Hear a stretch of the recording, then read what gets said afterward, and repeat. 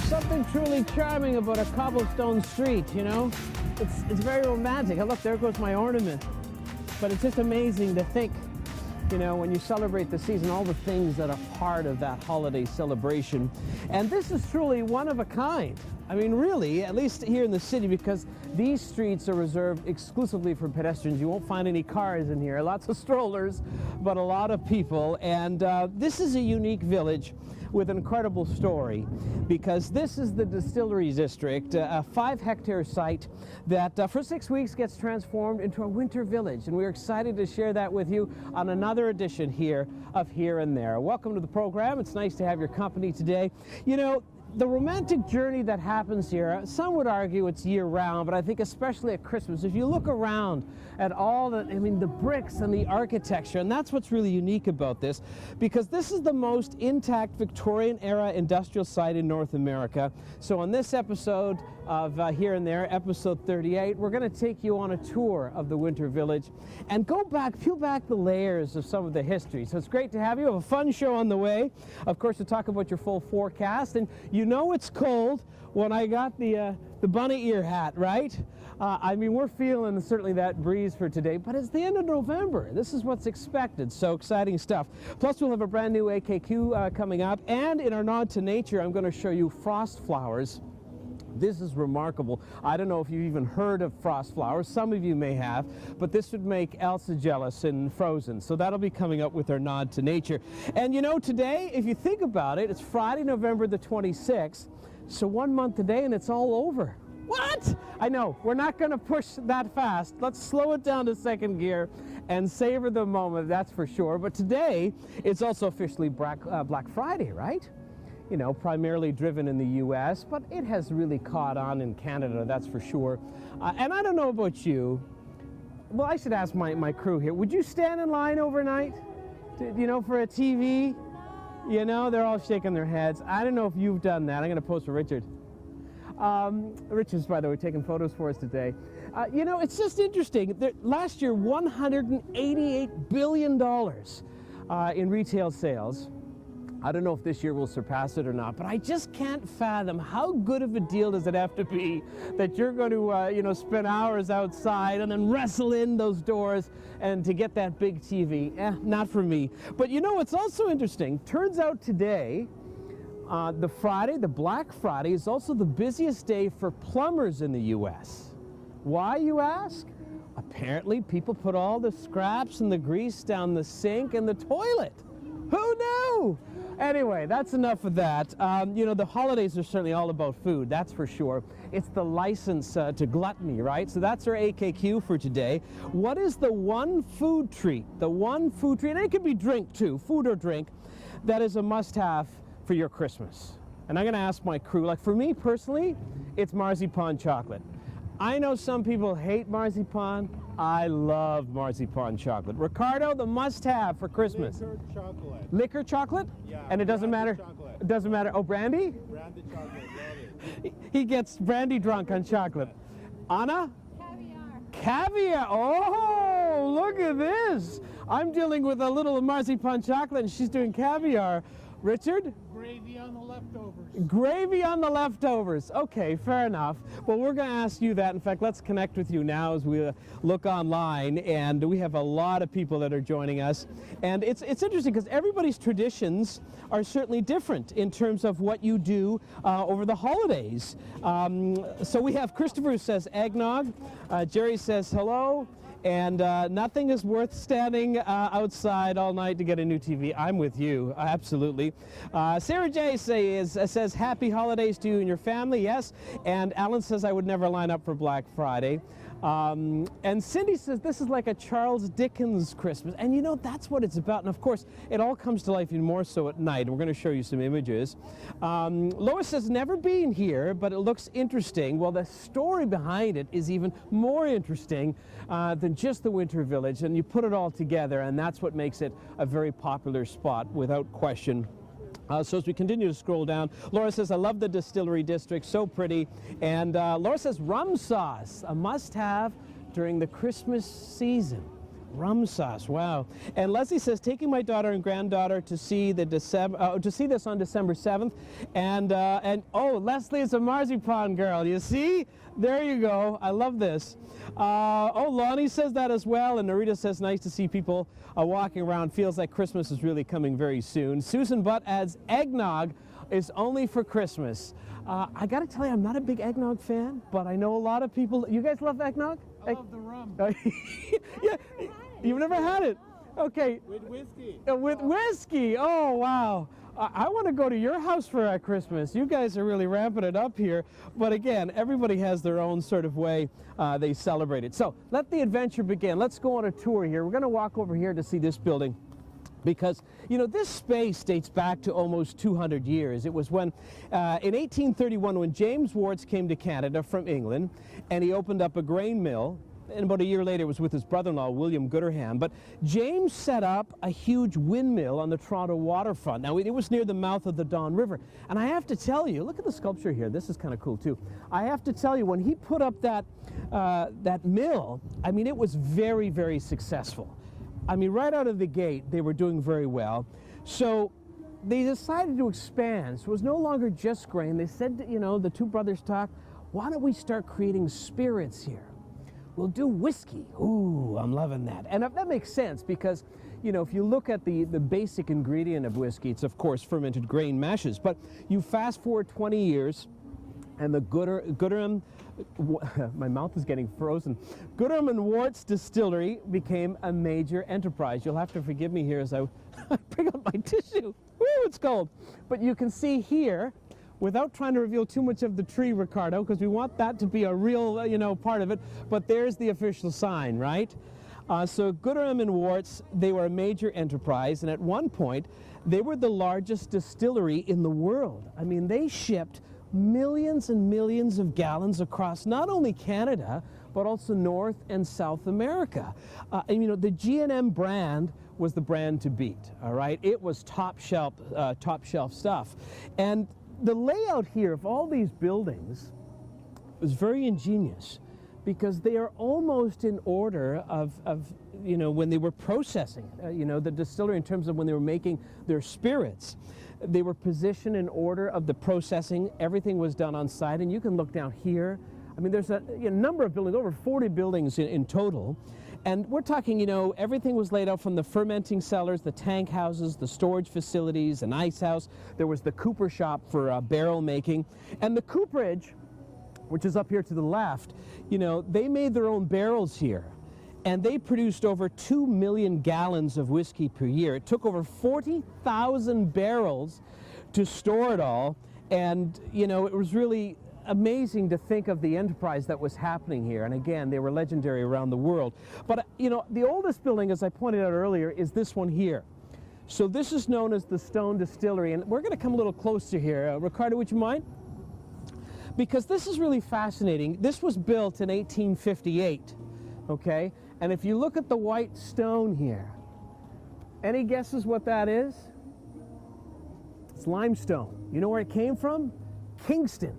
Kingston is the limestone city of the country, right? They have layers and layers of limestone beds under the topsoil. So this was all brought in, and this is the largest as well as the oldest building. It was built in 1858. Now, some of the records indicate it was about $150,000.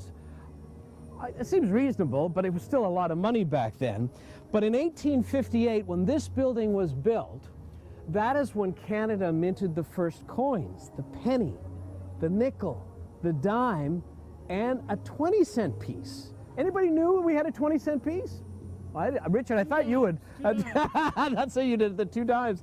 But isn't that really fascinating? Again, tying into, you know, the history of the country. So when this was built, Canada was minting its first coins, which I thought was kind of cool. And again, very striking building. But what happened here, I'm going to step out of the way, and Ricardo can give you a real view.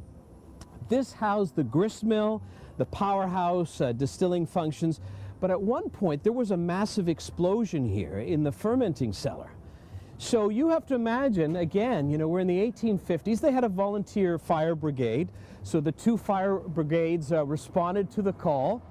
And they used their steam power to actually pump out water from the lake. to try to put it out. So this is a huge building, and when that explosion happened, man, it was impressive in terms of the flames. Now, of course, the inside, although the outside is limestone, the inside was all wood. It was wood timbers.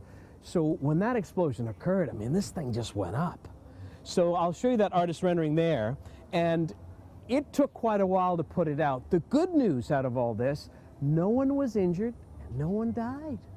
In fact, they rebuilt this in about 6 months and everything was back to normal, which is just, it's fascinating. Again, 1858, the exterior was fine and then the inside was gutted and they rebuilt it. But what a beautiful building. Again, this is the largest and the oldest, and it's about 5 stories. So I thought it was very cool. And you know, at some point during the war, they were actually making explosives here for the war effort. But it was the war that really was the demise of their production, because during the war, and then you had prohibition, it didn't fly so much, right? That's when the cork popped, if you will. And as a result, they weren't allowed to produce anymore. So they started running out of money, and then eventually it just changed ownership. Let's walk down here, Ricardo. We'll get out of this area. I'll let you lead, sir. And you know what happened is that they changed ownership a few times, and it was sold off. There were different operators. Whiskey and rum were made at various times, and then eventually it all closed up, you know, in the 1990s. And it's interesting because it was 150 years production, and again, when you look at the cobblestone pathways, and you look at the brick, the architecture, it's all, you know, from yesteryear, and they have, you know, remained the charm throughout the region. There are 40 Victorian industrial buildings on site, and the entire area spans about 10 streets. So you can weave in and out, and so it really is that village feel with 10 streets there. And after they closed in production, this became, you know, a haven for Hollywood productions. You know, we're talking hundreds of different movies, and you can imagine, so Ricardo, if you can just, you know, pan over a little bit, you can just see how easy this would be to create a scene for a variety of different films, and that's what they did, and they continue to some extent to this day. But, you know, X-Men, Cinderella Man, Chicago, to name a few, was all filmed here. This was the #1 film spot location in the country, and it was only second to Hollywood in North America because of what you could do here, and I thought it was really cool. I want to walk down here and show you another little section. You know, about 20 years later after that, there was a rebirth of sorts that came here, a unique development strategy. They wanted to preserve certainly the heritage of the space, but also dedicate it to arts, culture, and entertainment, and that's what they've done here. But I thought this was kind of cool. Look at this. This is the world's largest kettle in support of the Salvation Army. You know, so this is where you can donate. But isn't that kind of cool? And again, the beauty about this area is that there are many different spots that you can do, you know, your selfies and taking photos, but you could just sort of explore with the kids. You can get some kids over there in the peace statue over there, you know. So that's the beauty when you come down here. Just dress up and get set for a fun time. So, you know, the reality is Christmas really, it lasts so short. You know, this whole village is 6 weeks, so if you want to get out and enjoy it now. During the week, it's a little less crowded. Weekends, certainly, it's ticketed, and I'll explain more details on that a little bit later on. But there's so many different things to do, and not to mention, of course, there are actual restaurants on site here. As we continue to connect with you, Alan says they filmed episodes of Flashpoint here as well. And Marissa is watching, also Susan Cooper, and Tammy says for the AKQ, mixed nuts in the shells, Bailey's Irish cream, and cranberries. I think you have a pretty good, you know, assortment. I'm loving that. And you're right about the nuts. There's something about the nuts. We have to be pretty careful now because my oldest is tree nut allergy. But, oh, I loved cracking walnuts. That was part of it. You know, and then you throw the shells in the fireplace, right? Yeah.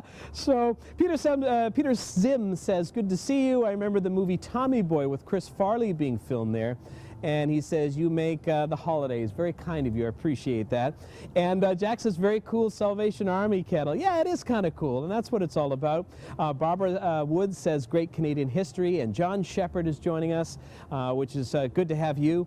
And Tammy says, got to use those Christmas nutcrackers. Yeah, that's true. Mark says, back in the 80s, we used to buy used half barrels from here, which is cool, to make homemade liquor. Oh, I don't know if you want to advertise that. I'm just saying. I don't know if that's allowed, but that's interesting. So I guess they were selling off some of the barrels, which is very cool. Wendy says, flaming Christmas pudding with brandy sauce. Wow, that sounds good. And you're burning it too. I love that. That's amazing. So the AKQ, in case you're just joining us as we stream live here at the Distillery District, their winter village, is what's the one Christmas treat, food or drink that you have to have? That, you know, it's just not a jolly season without it. In fact, let's put on our boom pole and maybe we can ask some people as we walk through the area here. Maybe we'll ask these folks. Hi, we're just streaming live. Just a quick question. The one food or drink that you have to have during Christmas. It wouldn't be a jolly holiday without it. Whiskey for a drink. Whiskey? Food? Yeah. I don't know, steak in the winter for me. Okay, well that's fine. That's like whiskey's all you had me at whiskey, I guess. Can I ask you, miss? Yeah. Just food or drink, anything. It doesn't have to be both. I like whiskey too. It's not classy. How come you feel guilty about that? You shouldn't. And food? I don't know. Oh my gosh, I don't. Any sweets? Cheesecake. Like for me, it's Cheesecake. marzipan. Oh, cheesecake. Cheesecake. Yeah. Done. Yeah. You can't go wrong with that. But we Yes. hope you have a very happy holiday, Thank guys. you. Thanks for joining us. So everybody has their own sort of idea. In fact, let's walk this way because I want to take you over towards the tree, and maybe we can ask this lady here. Hi, can I just bother you for a second? We're just streaming live. No, this is good. We're asking a question. What's the one food or drink that you have to have during the holidays? Oh, Luca, what's that? What's What your would it answer be? for that one? Food or drink? Gatorade. Gatorade. Oh, ho, ho, ho. Okay. Oh, hot chocolate. You were asking for hot chocolate. Hot chocolate? Oh, I love hot chocolate. We What leave does that for Santa love to Santa. drink? What do we leave for Santa? Cookie. And? And milk. Sounds good. Well, I hope you guys have a great Christmas. Thank you. Merry Thank you very Christmas. much. Thank you. Hi, can I ask you a quick question? The one food or drink that you have to have during Christmas. It's just not the holiday without it. I'm gonna have to say gingerbread. Gingerbread. Do you make your own? No. Okay, store-bought. We'll take it. That's fine. Yeah. Okay, and is it a gingerbread man or just any type of gingerbread? Let's go with the house, like the whole house. Okay, well, I'm liking this. Well, I hope you're able to build a gingerbread house this Perfect. Christmas, Thank all right? you. Thanks for joining Thank us. you. Appreciate it. All right, let's continue walking by here because I want to show you this. Da-da-da, dum-da-da-da. I want to show you the large Christmas tree here. This is really impressive. In fact, let's get into the festive season. We'll get Jason to put on some music for us. This is clearly the centerpiece here of the Winter Village, and it is the largest tree they've ever had here. It's 55 feet. It's a silver fir tree, has 60,000 twinkling lights, over 600 giant ornaments, and 2 kilometers of garland. So as the music kicks in the background, you can imagine, what this would be like at nighttime. And I'll show you an image in just a moment. But look at all the decorations. Look at, as I mentioned, it's 2 kilometers of garland, 2 kilometers of it.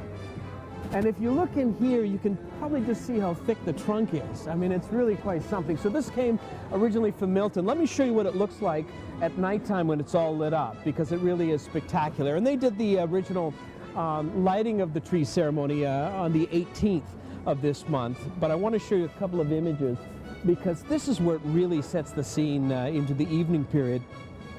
And it arrived on a huge flatbed truck, and they used, of course, a crane to hoist it into place, and it was provided by Forests Ontario. Now, that's a non-profit group that focuses on forest education, and they actually are selling locally sourced Christmas trees here on site. You have to do a pre-booking sort of thing, but there is some synergy here because they do a lot of tree planting, and there was a donation made to them. But you have just this stellar tree. I mean, absolutely amazing. But can you imagine? I get upset putting the lights on our Christmas tree. We do 2 strings. This is 60,000 lights. Now, I'm hoping this isn't one of those where one goes out and they all go out and you got to figure it out. But is that not amazing? I'll step out of the shot so you can really just get a good view of it. We're streaming live here at the Distillery District. This is their Winter Village. And everything is on display here until December the 31st. But isn't that something? Again, 55 feet. From there, we're going to get into our forecast, my friends, and we'll start off by letting you know that the weather is brought to you by the Big Blue Marble podcast. Listen along to undeniable stories of our changing planet and the amazing people trying to save it. And by the way, I just uploaded, I should say sent out my latest newsletter, so you can actually sign up for the newsletter on the website at www.bigbluemarble.earth, and it features fascinating stories as I continue to document our changing planet. And it's free to your inbox. You can sign up for the newsletter. We have readers from around the world. And this edition that we just released, one of the feature stories was 3D printed meat that is now available. So it's a veggie steak, and they have this proprietary system where they actually print it in a 3D printer. So the question I was asking, would you eat it in the newsletter? But we give some background of where it's available, and the idea is that less meat consumption is helping the environment. So just one of the stories that you can look at. We got snow falling. This is pretty. You know, it really sets the scene, and that's what it's all about. Now let me just walk down this way, because there's so many different pathways that you can take here. I told you there's 10 streets, and there's shopping options, if you will. But this was named one of the coolest shopping districts around the world, in fact. I believe it was The Guardian that noted that. So they have 75 different merchants here. And, you know, you go down the alleyways, again, it's all cobblestone. And you can see people milling about. They have cafes, they have restaurants, and they have vendor cabins that are serving food, as well as you can buy, you know, some local artisan items. But anything from schnitzel to empanadas are available. We got pretzels here. Oh, that looks good. That's a big pretzel. And then we have crepes. So that's all good. So, so what's the specialty? What's the most popular thing on a crepe? We're live. You're killing time. Nutella banana. Nutella banana. I think that sounds pretty good. Nutella. Definitely the prosciutto one. The prosciutto. Prosciutto with Swiss cheese, yeah. Prosciutto would, that actually sounds like that might be a new Christmas tradition. Prosciutto, Swiss cheese on a crepe. I love that. Well, Super thank you very warm, much. Savory. Oh yeah, very nice. Hi guys, sorry to bother you. We're just streaming live. You got your photo? I'm just asking one question. The one food or drink item that you have to have during Christmas. Hot chocolate. Hot chocolate? Hot chocolate. Anything different? Hot chocolate. Hot chocolate around. All right. Pies. And which one? Pies. Pies. Any particular type? No, No, all just of them are good. as long as it's a pie. Yep. Good stuff. Have a great Christmas, guys. Thank you so much. So I told you, everybody has their own little tradition, whatever it happens to be. I mean, Ricardo is the exception where it's all, you know, a beverage-based, you know, especially. But that's okay. That liquid Christmas, there's nothing wrong with that. All right, listen, you know, we talked about some of the markets and some of the vendors. We're going to go this way. We're getting close to wrap-up time. But I wanted to mention that, you know, the origination of the Christmas market, per se, and open-air vendors, if you will, it dates back. Oh, we got a lot of selfies. We're going to get out of the way here. I don't want to wreck the shots. You see, look, they've set it up themselves. You see that? Say Christmas! There we go. Okay. The origination was Vienna, actually, in 1298, if you can believe. Oh, good catch. The wind took it, but he grabbed it. Good catch. It went back to 1298, if you can imagine. Vienna started it all, and to this very day, they are still the largest market in the world. And Anna, you said you've been to some markets in various European countries, right? At Italy and Germany. So, you know, there's something about that, and that tradition has extended in many other countries and cities around the world. But here are some of the vendors here, whether it's gifts, you know, we have still some food mixed in. But what a beautiful setup. So if you want to come down here, I just want to let you know, during Friday, Saturday, and Sunday, you do have to purchase a ticket. Now, there's two reasons. One, because of COVID restrictions, as you're coming in, you will need to verify that you were vaccinated, and also to monitor the numbers, because although it's outdoors, they are trying to, you know, be part of the initiative, keep everybody safe. So you'll need vaccination proof, and Friday, Saturday, and Sunday, you will need to purchase a ticket from 4 o'clock onward. So that way they can monitor the crowds. It's already starting to pick up. Look, this is another beautiful street right here. Look at that. And the website is thedistillerywintervillage.com.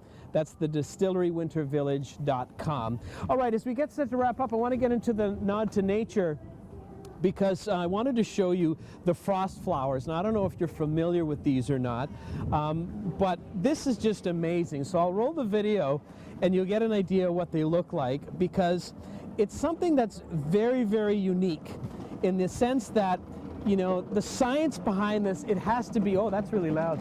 It sounds like drums. The science behind frost flowers, they have to be exact. So they're thin layers of ice that are formed on the stems of certain plants. So the video will give you an idea. I mean, these are just stellar. So what happens, the air must be below freezing, while the temperature of the ground is above freezing. And the moisture continues to be drawn up the roots, and as it expands the stem, it splits vertically and freezes on contact with the air. So the more water that is drawn from the ground, it splits, and then a paper-thin layer of ice starts to develop, and it continues to create these petals of ice. And it's just amazing. Very rare to have those conditions. And, you know, I call it sort of the one day out of the year. And if you've seen that, let me know. I'm curious if you've seen them in your neighborhood, because again, everything has to be just perfect, and you also have to be there at the right time. But those are frost flowers, and certainly I think it's you know, timely to mark the transition of the seasons, you know, as we celebrate the nod to nature. Okay, my friends, we're going to wrap up the show as we stream live here at the Distillery District Winter Village. I want to thank you for your support, and I'm going to ask for your help here. In addition to showing me the likes and of course the parade of hearts, I want you to also please tell 2 people about this show. I want you to share it and tell them about it so they can join us. And we're going to also have some fun together as we explore various wonderful gems across the city. If you're watching this on YouTube, please like and subscribe to the channel. If you have questions or comments, always open to that. And on that note, all I'm going to do is share a little love as we wrap up the show, and we hope you can join us again next week. Where will I be? Here and there. Have a great weekend. Be safe and be happy. We'll see you next time.